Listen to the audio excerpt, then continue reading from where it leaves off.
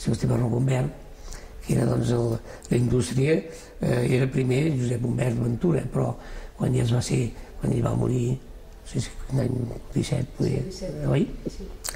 Doncs va passar als seus nebots, sobrinos, no tenia fills, sobrinos d'Humbert, de Rocombert, perquè esclar, sí, perquè ells eren de Roca i van fer el mixte, això, van poder acoplar els dos, ajuntar els dos cognoms, sobrinos de Rocombert. Bueno, doncs,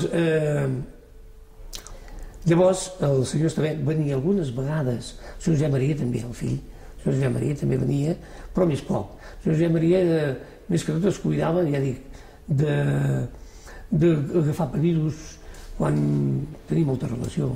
I, per exemple, amb l'exèrcit, si necessitaven camises o necessitaven sarges de tabardos o el que sigui, doncs mira, oi que no hi ha gaire, ja portava un pedido d'X 1.000 metres i mira, es posaven a fer allò. Però venia alguna vegada, però el que venia més era, bueno, el seu pare anava venint també, fins que va morir. I quan havia d'anar al servei, un dia em va cridar i diu, escolta, hola, diu que vas al servei, Dic, sí, diu, quan t'ha tocat a Lleida, oi? A Lleida m'ha dit el senyor Pepito. Diu, és que allà hi tinc un fill, va dir? No, un nebot.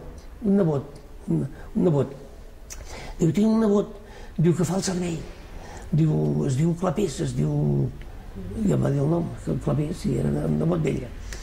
Diu, ja li escriuré, no pateixis, ja et faré un paper que no hagués de veure'l, que allò, diu, ara, i farà el que podrà, perquè el que interessa és que puguis venir aviat, El senyor Pepito està amoïnat perquè diu que marxes i, bueno, aquelles coses que diu.